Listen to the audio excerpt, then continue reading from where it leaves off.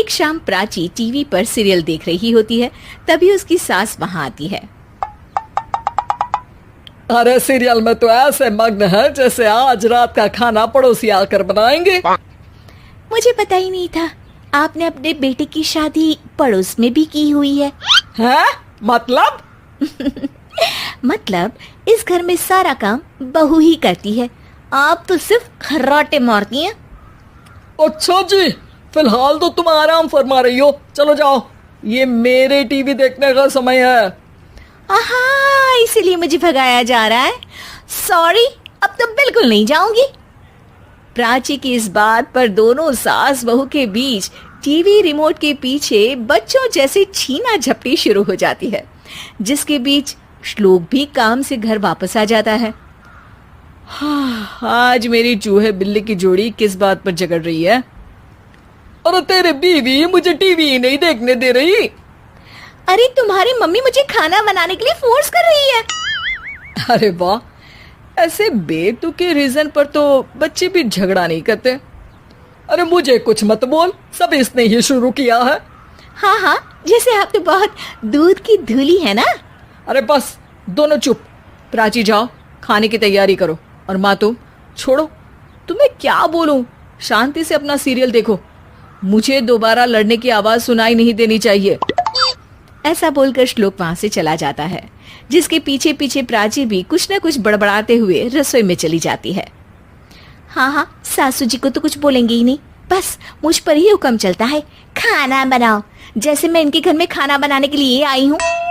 इसी तरह शाम बीतती है और रात को श्लोक और प्राची की सास खाना खाकर सोने चले जाते हैं, लेकिन प्राची गुस्से में कुछ खाए बिना काम में ही लगी रहती है। इस घर में किसी को घंटा फिक्र नहीं पड़ता, मैं खाऊं या भूखी रहूं।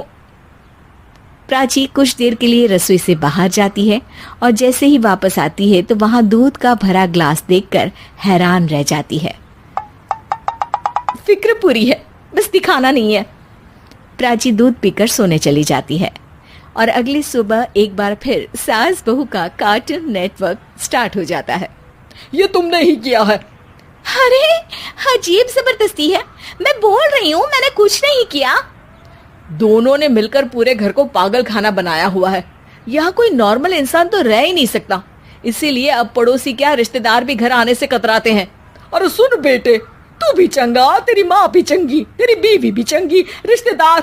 हाँ जी, आपको नहीं पता क्या, गंगाधर ही शक्तिमान है, रिश्तेदार ही। हाँ हाँ, बस समझ गया। कभी जानवरों जैसे लड़ेंगी तो कभी जुगलबंदी करेंगी। भाई मैं आप दोनों के बीच में नहीं फंसना चाहता। सास बहू की इस मनमौजी जोड़ी से परेशान होकर श्लोक अपना सिर खुजलाता वहां से चला जाता है। चलो अब मैं भी कीर्तन में जा रही हूँ। इस पर जैसे ही सास कमरे में अपना पर्स लेने जाती है तो वहां नाश्ते की प्लेट रखी देख मुस्कुराने लगती है और नाश्ता करके घर से बाहर निकलते हुए कुछ पैसे टेबल पर रख जाती है, जिसके कुछ देर बाद सिलेंडर वाला घर आता है। ओ मोरी मैया, मैं सिलेंडर के बारे में तो बिल्कुल भूल ही गई थी। घर खर्च के सारे पैसे भी मम्मी के पास है और श्लोक से बोला तो उल्टा 4 बात सुनाएंगे। प्राची ये सोच ही रही होती है कि अचानक उसका चेहरा चमक उठता है और वो घर में आकर इधर उधर देखने लगती है। तभी उसकी नजर टेबल पर रखे पैसों पर पड़ती है, जिन्हें वो सिलेंडर वाले को दे देती है। ये सब श्लोक देख लेता है। अच्छा बेटे, इतना बड़ा घोटाला, सबके सामने मैं तेरी दुश्मन और पीठ पीछे तेरी मेरी यारी।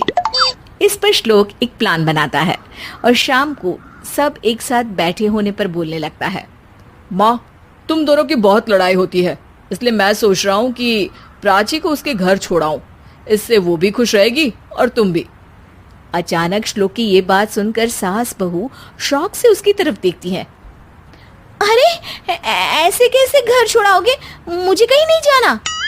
अरे तुमने बोला नहीं पर मैंने सुन लिया, तुम्हें मम्मी के साथ रहना अच्छा नहीं लगता, मुझे पता है। अरे वो अरे, जब बहू खुद कुछ काम बोले तो वो तुझे सुनता नहीं, और अब जो इसने बोला ही नहीं वो तू समझ गया। जब उसे नहीं जाना तो फिर जबरदस्ती क्यों कर रहा है? अच्छा, फिर आपको मौसी के घर छोड़ाता हूँ, बस अब आप दोनों एक घर में एक छत के नीचे नहीं रह सकती। मैं इस टॉम एंड जेरी की जोड़ी को और नहीं झेल सकता। है? ऐसे कैसे नहीं रह सकते?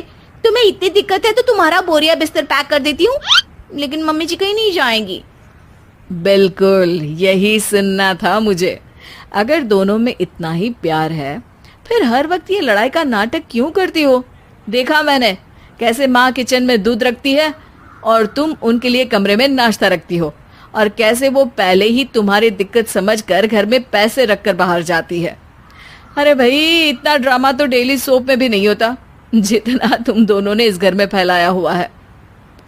तू हमें टॉम एंड जेरी बोलता है ना, तो याद कर वो दोनों भी एक दूसरे को बाहर वालों की बुरी नजर से बचाने के लिए हमेशा सबके सामने लड़ते थे, लेकिन अकेले में दिक्कत के समय मदद भी तो करते थे। बस हमारा रिश्ता भी कुछ ऐसा ही है। और वैसे भी अगर सास बहू में तू मैं नहीं होती तो दुनिया वालों को कहानियां कैसे मिलेंगी?